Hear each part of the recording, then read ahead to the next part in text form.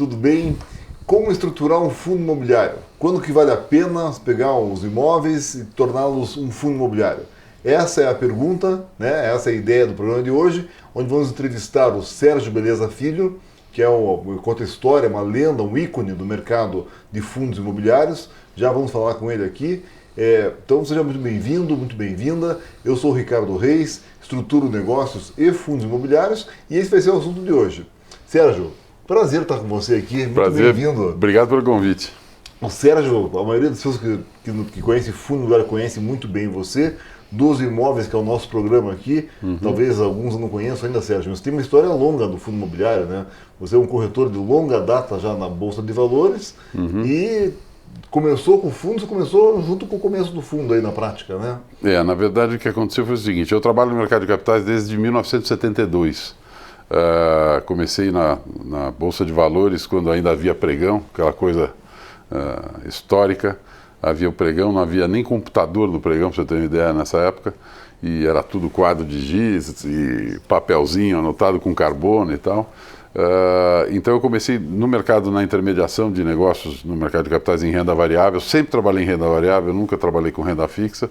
E fiquei nesse negócio de ações até o final da década de 70. Passei um ano pelo Banco Comercial, no grupo que eu trabalhava, que era o Banco Auxiliar. Não gostei de trabalhar em banco, não era a minha praia. Aí fui convidado pelo banco para montar a corretora de mercadorias. Foi a primeira corretora de commodities de banco no Brasil.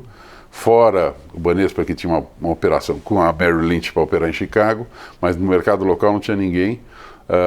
Montamos a corretora do Banco Auxiliar. Depois eu saí do Banco Auxiliar, fui para outras corretoras, cheguei a ter uma corretora minha na década de 80 que chamava-se Ticker, que operava especificamente no mercado de futuros, agrícolas, mercados também dos instrumentos financeiros, ouro, índice e tal. Tá. E aí, no final da década de 80 eu já estava querendo mudar de área de novo. E aí eu resolvi mexer com investimento imobiliário. Tá. Só que não existia um instrumento no mercado de capitais, que era por onde eu queria mexer, para falar sobre isso. Eu comecei a ler com a dificuldade da internet da época, a gente tinha pouco acesso e tal, mas eu fui lendo sobre fundos imobiliários nos Estados Unidos, os REITs, e lendo sobre os fundos imobiliários em Portugal, até pela facilidade da língua, e comecei a imaginar isso no mercado local, como é que funcionaria e tal.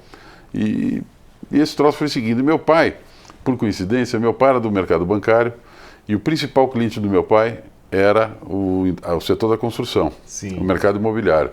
E meu pai era diretor do Secov, o Sindicato da Construção Civil aqui em São Paulo. Durante esse comecinho da década de 90, então de 90 até 92, mais ou menos, 93, eu atuei como corretor de imóveis. E não era exatamente o que eu queria, mas foi muito importante para poder conhecer o mercado imobiliário, como funciona, quem era bacana, quem não era.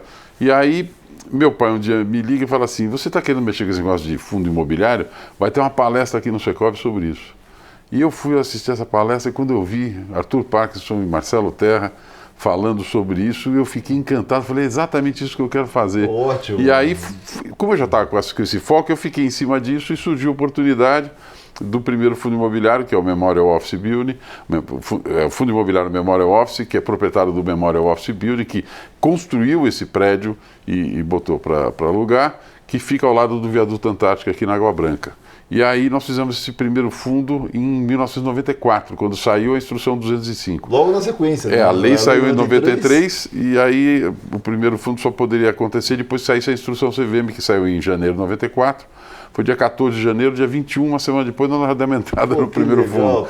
Ninguém acreditava, a CVM não sabia nem por onde começar, né? Sim. E aí levou só 2 anos para conseguir vender esse fundo, para você ter uma ideia da dificuldade. Tá. Então, desde então eu estou nesse mercado. Então, os fundos imobiliários, nós podemos dizer que eles já têm mais de 25 anos em atividade no Brasil. Claro que, mais recentemente, que ficou mais conhecido, mas já está nesse mercado. Aí eu me dediquei, durante todos esses anos, especialmente a ser um estruturador no começo de alguns fundos, como foi o Memorial Office. Fiz também o Europark, que foi o primeiro fundo imobiliário da Bolsa, lançado em Bolsa, que foi em 2002. Que era Galpões Logísticos. Galpões Logísticos, primeiro fundo que tinha imóveis Rio e São Paulo, né, para vários inquilinos, não era monoativo nem monoinquilino, muito bom. Tá. E participei muito, junto com o Banco Univest, que fez o trabalho mais incrível nesse mercado, do lançamento do Shopping Higienópolis, que é vamos dizer, um ícone até hoje. Isso já tem 20 anos exatos de história, faz agora em dezembro. 20 anos que nós lançamos juntos o Shopping Higienópolis. Eu fui convidado a participar da distribuição, foi quando eu comecei na Coinvalores. Um shopping hoje que todo mundo gosta, não, é maravilhoso. Difícil, que a região não queria. Você tem toda a razão. O mercado capitais era difícil. Pra você ter uma ideia, eu morei naquele bairro. 80, segundo uma pesquisa da época, parece, quase 80% do bairro não queria o shopping. Vai lá pesquisar hoje. Passado, não precisa ser hoje. Passados, eu acho que uns 5 anos, fizeram essa pesquisa de novo, deu que 80% aprovavam. O shopping é um espetáculo. Sim. O shopping foi muito bem projetado pelo grupo do Paulo Mazzoni, foi muito bem administrado durante muito tempo por ele. Depois ele vendeu a empresa dele com todos os shoppings, assumiu um outro grupo que ficou um tempo, depois os cotistas que eram sócios dele, como o fundo imobiliário, não estavam muito satisfeitos, trocaram o administrador, veio um outro administrador e hoje em dia já está no quarto administrador, que é Iguatemi, e o shopping indo super bem. E a Uninvest participou disso e de vários outros. Não, a Uninvest fez o melhor trabalho de estruturação e lançamento de fundo imobiliário que foi feito no Brasil. O Torre Norte foi feito por ele. Torre Norte, Hospital da Criança, Hospital Nacional de Lourdes, o Bicifund, vai falando, todo aquele pacote.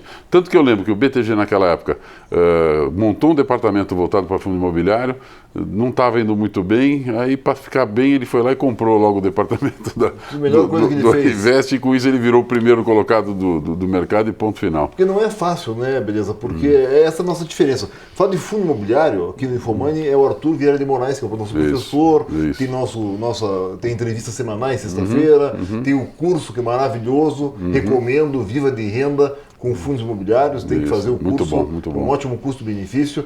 Mas a ideia nossa aqui do programa Imóveis é falar antes, né, como é que chega lá? Do imóvel, que você é uma pessoa que é emblemática em relação a isso, porque você estruturou isso no começo e agora está com uma consultoria para também desenvolver novas estruturações. Exato. E o mercado hoje está receptivo. No começo não tinha esse monte de investidor esperando o produto. Mas nós temos ainda muita barreira para quebrar. Nós temos uma coisa que é evidente que a gente percebe nesse mercado é o seguinte: existe um barrismo muito grande de só se investir em imóveis em São Paulo. Obviamente que no mercado, por exemplo, de galpão logístico, galpão industrial, você tem que sair fora de São Paulo. Sim. Aí tudo bem. Mas não é tão simples assim, não é muito fácil. Eu tenho um exemplo muito claro para dar. Em 2011, eu vou contar a história de um empreendimento imobiliário sensacional chamado Perini Business Park. Joinville. Fica em Joinville. É um caso inédito também. Começou com os condomínios de logística que não eram tão comuns. Então, ele numa cidade com um potencial muito grande, o Grupo Perini é um grupo italiano, montou sua fábrica num outro local da cidade e foi comprado no mundo inteiro de repente. E aí o Sr. Fábio Perini resolveu que o dinheiro que ele obteve pela venda daquela fábrica dele, que está lá até hoje, Indústria Metalúrgica Fábio Perini, esse dinheiro que ele apurou, ele falou: não vou tirar do Brasil. Essa cidade é muito importante, tem uma pujança muito grande e eu pretendo fazer aqui um condomínio de galpões para que as pessoas que queiram ter sua fábrica ou ter seu armazém não precisem passar o que eu passei. O maior PIB de Santa Catarina é Joinville, é o centro industrial sem dúvida. Do estado todo. E o Perini Business Park hoje é uma loucura. Para vocês terem uma ideia, hoje eles têm 1 milhão de metros quadrados de terreno urbanizados, mais ou menos hoje uns 330 mil metros de galpão construídos, uns 170 inquilinos. É uma coisa de louco. E eles ainda têm uma reserva de mais 1 milhão e 600 mil metros de terreno para poder incorporar esse empreendimento. Ou seja, ele é o maior condomínio multissetorial da América do Sul.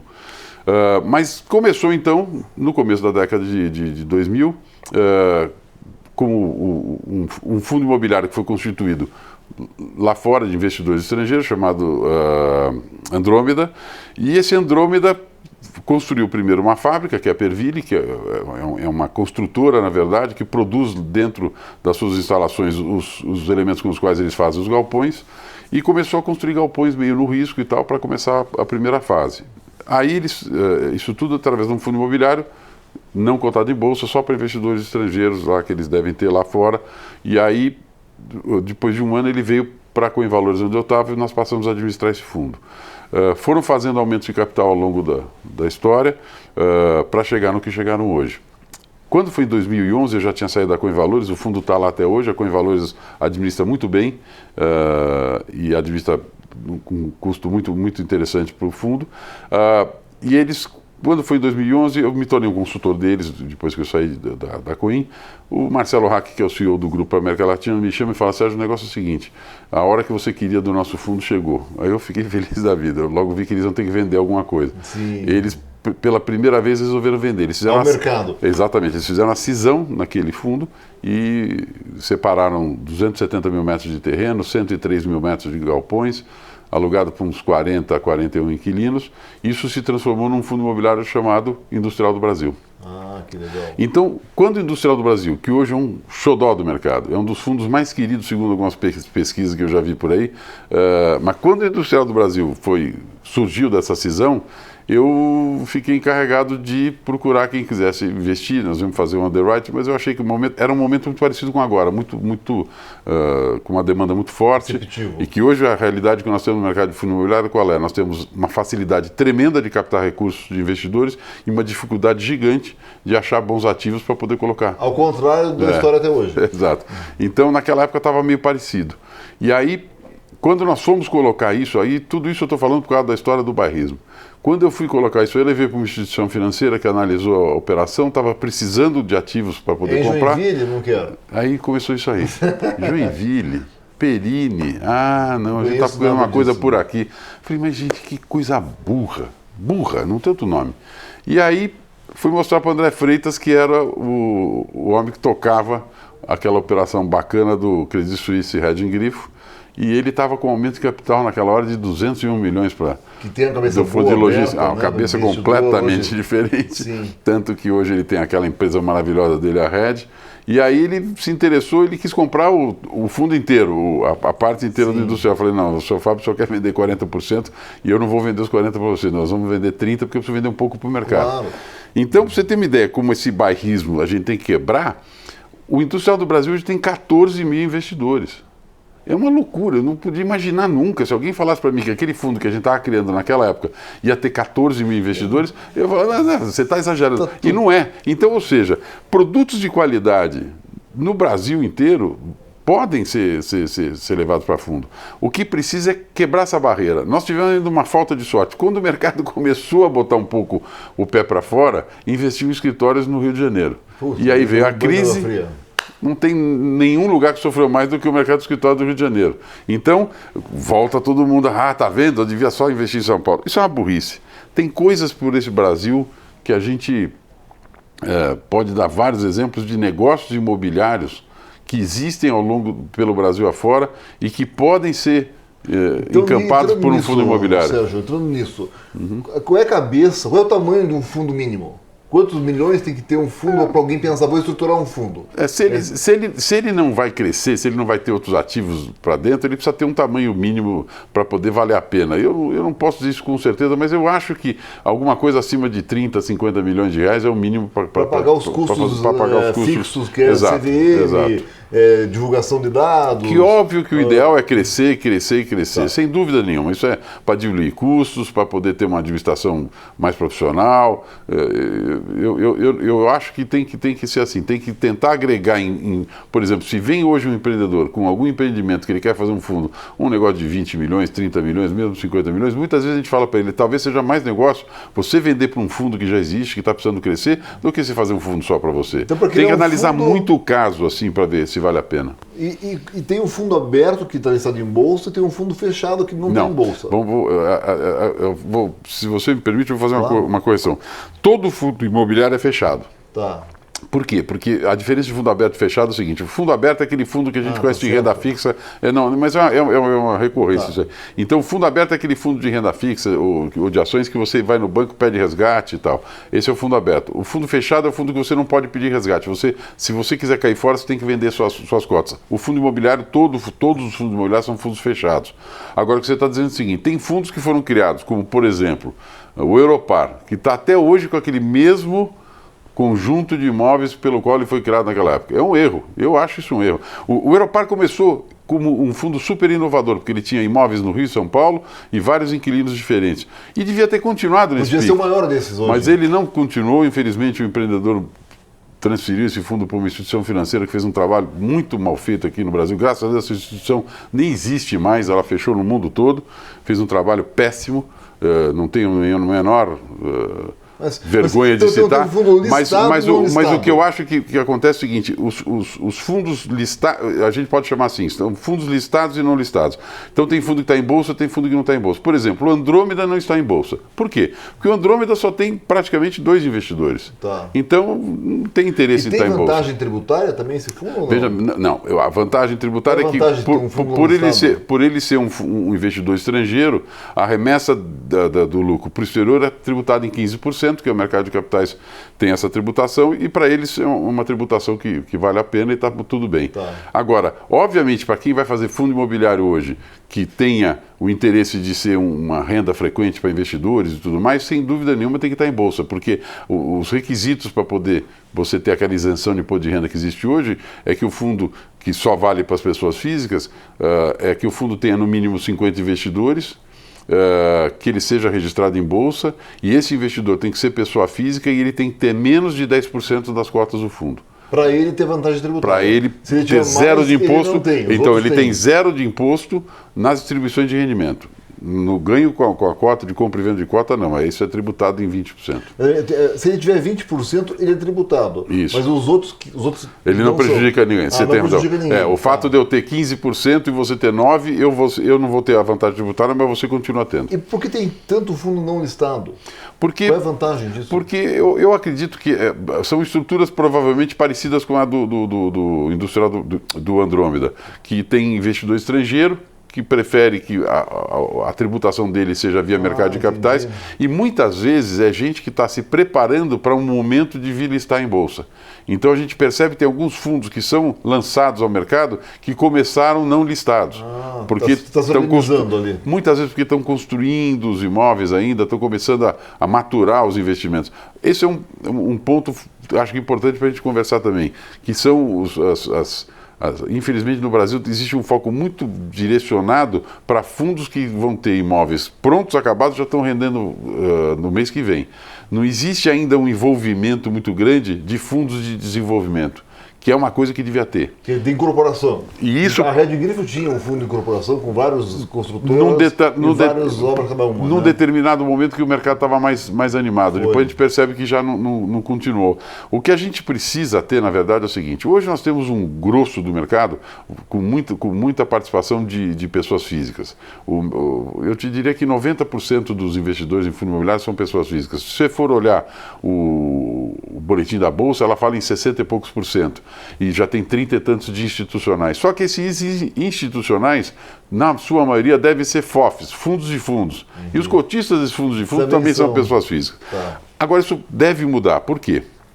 No ano passado, em maio do ano passado, saiu uma resolução do Banco Central, resolução 4661, que determina como os fundos de pensão devem administrar seus recursos. Esses fundos de pensão têm 900 bilhões de reais, mais ou menos, de reservas investidas no mercado. 900 bilhões, tá.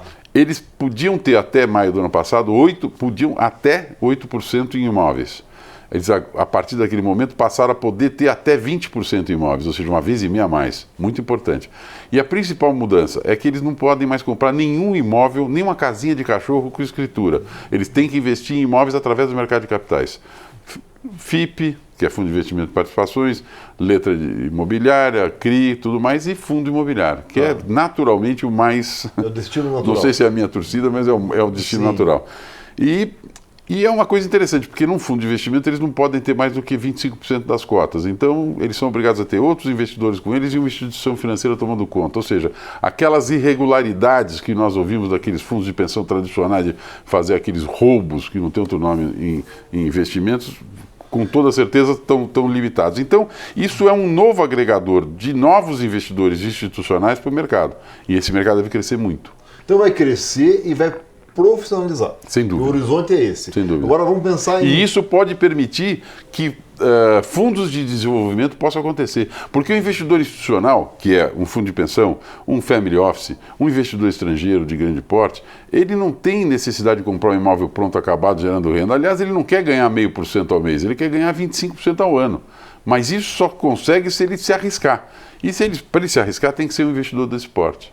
Entendi. Então, isso é importante, que o incorporador, que é o outro lado dessa conta, tem o investidor, tem o incorporador, tem o fundo, que seria a ponte do dinheiro. Perfeito. Esse incorporador, ele tentou pegar dinheiro abrindo capital. Vários tentaram, 20 e poucos tentaram. 3 ou 4 tiveram lucro, no mais perderam dinheiro. Por quê? Porque quando você abre capital, você espera um crescimento e meio que é obrigatório a empresa crescer, e ela lançaram muitas coisas que não precisavam ter lançado e não deu certo. Deu uma super oferta. Então, para o incorporador, talvez uma outra fonte de capital que conheça melhor, tem que esperar às vezes. Não adianta, tem hora que não adianta querer lançar. Está uma super oferta, tem que esperar. Hoje está uma hora boa de lançar. Então, casar melhor, assim, a necessidade do incorporador, do dinheiro, com o alinhamento do investidor sabendo o que está fazendo. Não adianta esperar a renda da incorporação, tem que esperar a valorização, não é isso? O que é importante perceber é o seguinte: o investidor pessoa física, que é a base do mercado hoje, dos fundos imobiliários, ele está muito focado na renda imediata. Mas os grandes investidores do tipo que eu citei, esses institucionais, fundos de pensão, tudo mais, podem e devem se voltar para o desenvolvimento imobiliário.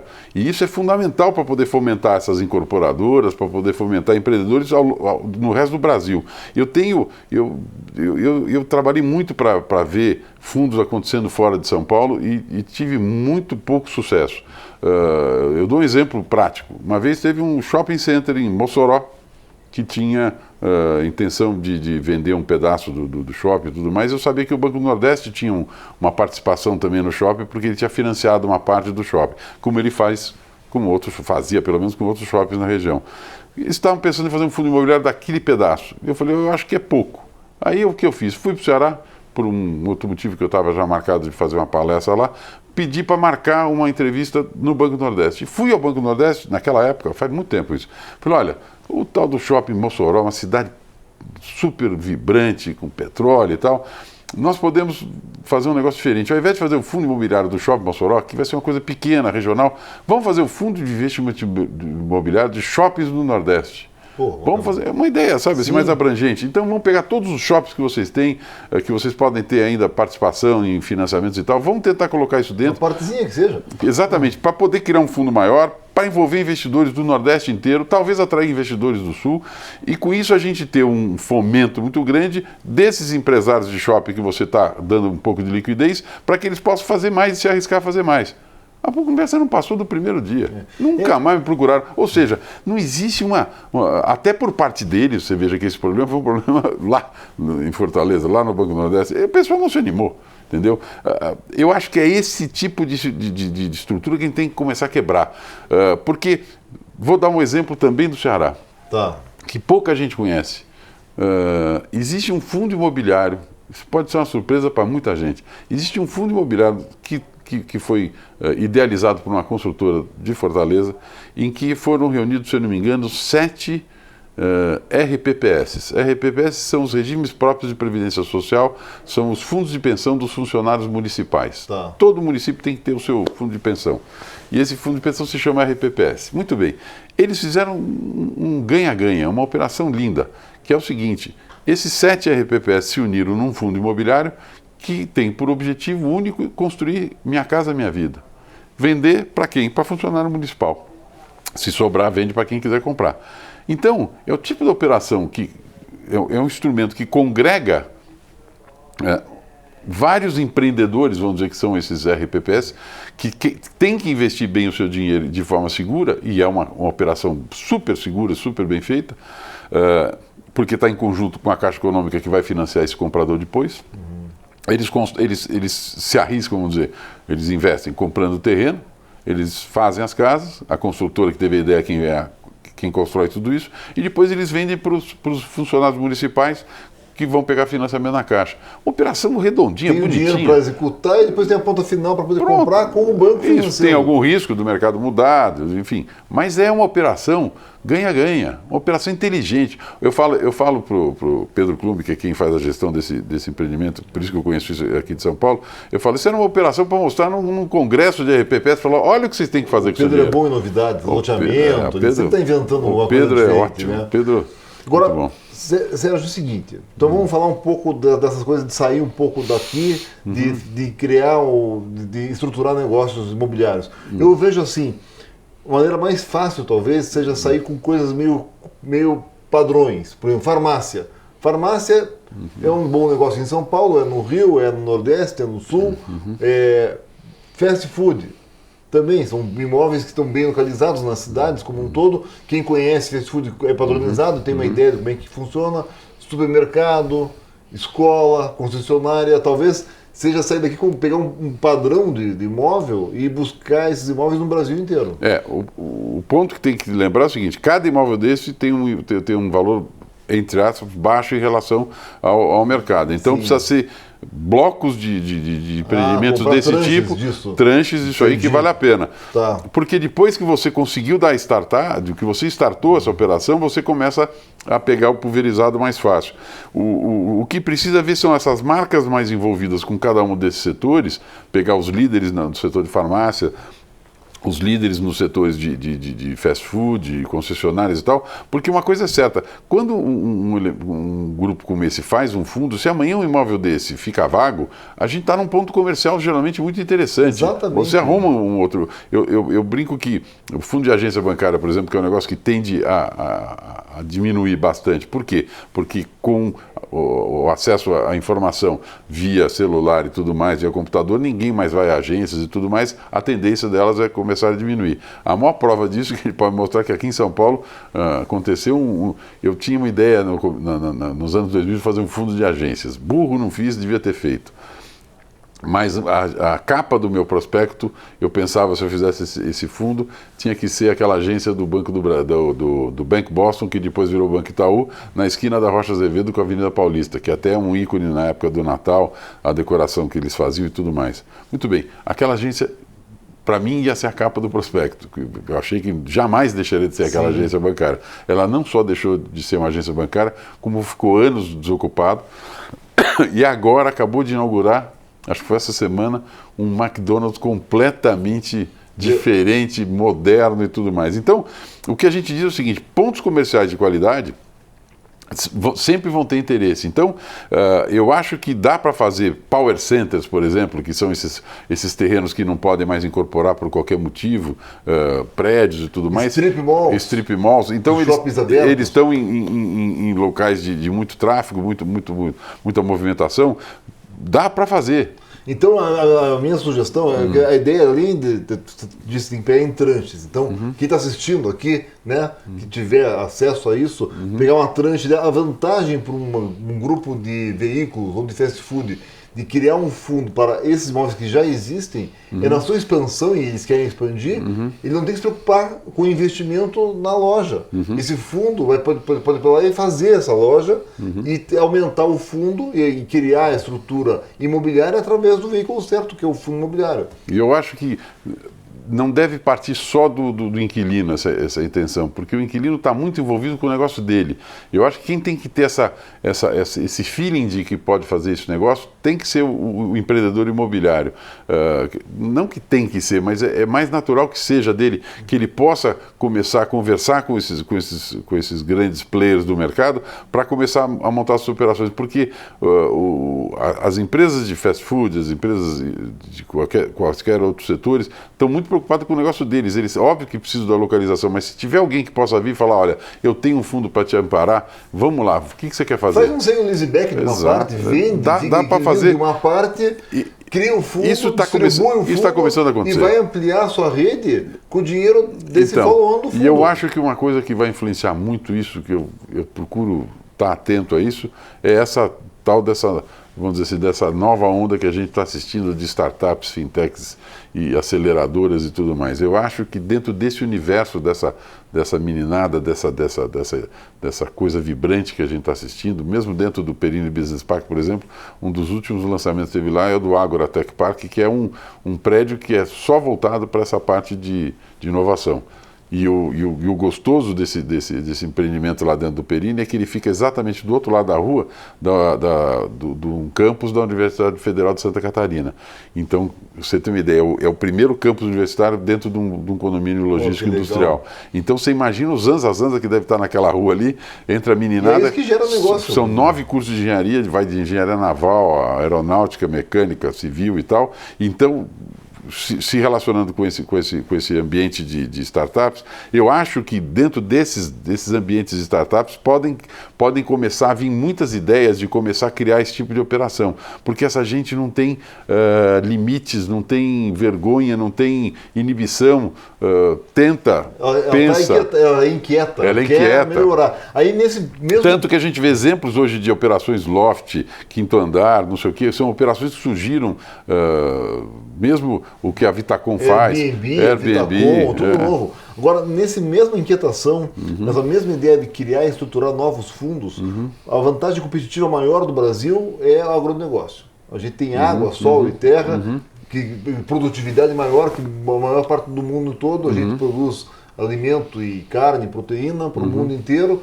E não tem um fundo nem para investir na fazenda, nem no silo.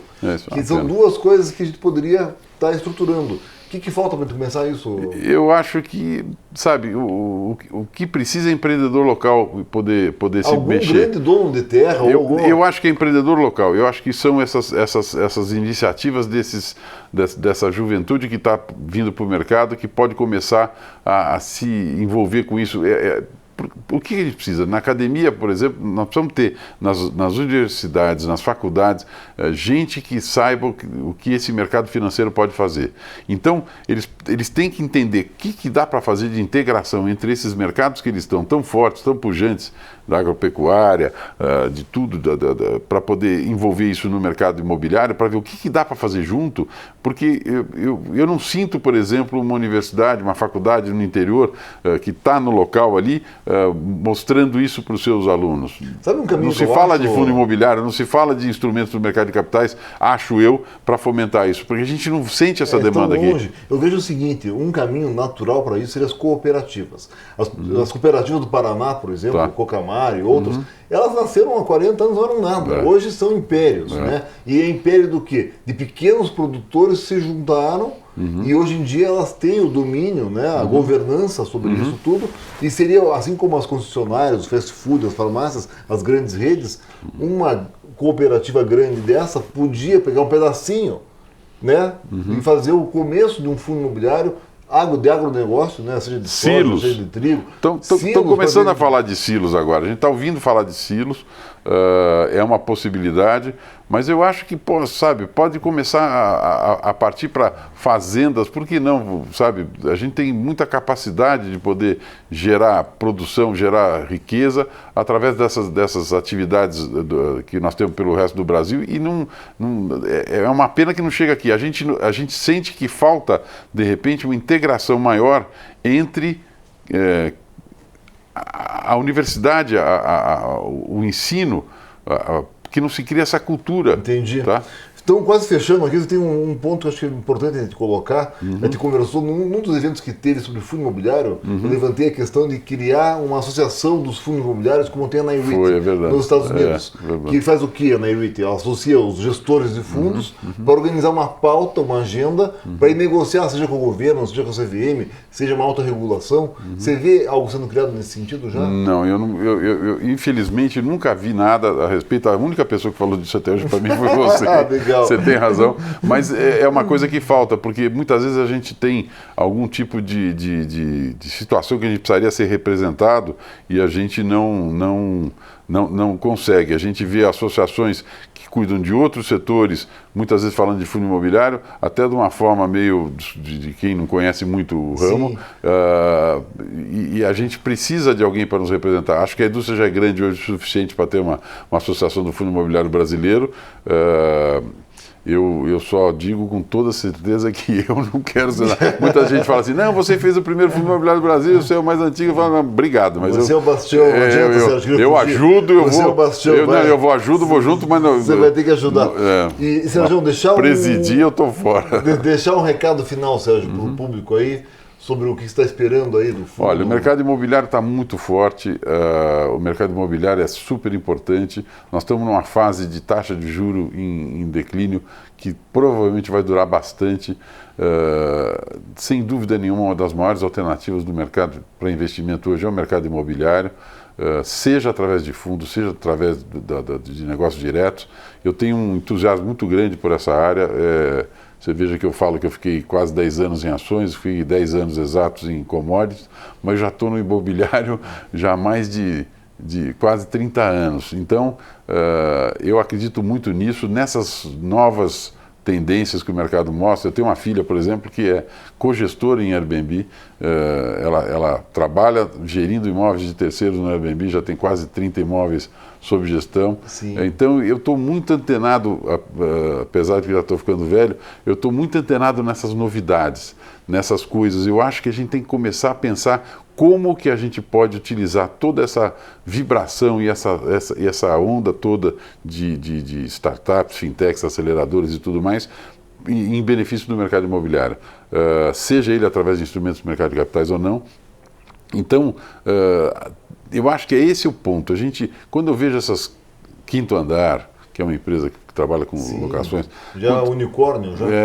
Exatamente. Quando a gente vê essas loft e tal, me dá uma sensação de que esse é um caminho importante a pensar.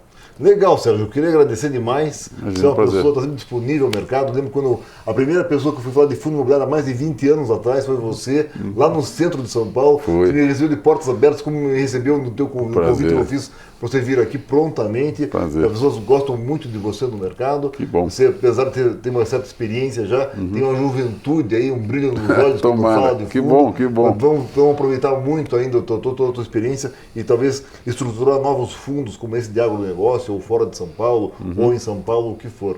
E deixando de presente para você, tem o nosso curso que chama Lucre com Imóveis aqui no Infomoney, e é a base desse livro. Deixar que eu tenho uma dedicatória para você. Já está com a dedicatória? Opa, muito obrigado. Muito obrigado. E te agradecer, Sérgio. Muito obrigado de verdade. Viu? É um prazer. É um prazer estar aqui Obrigado com você. a você. Sempre às ordens. Pessoal, então a gente agradece aqui o nosso querido Sérgio Beleza Filho.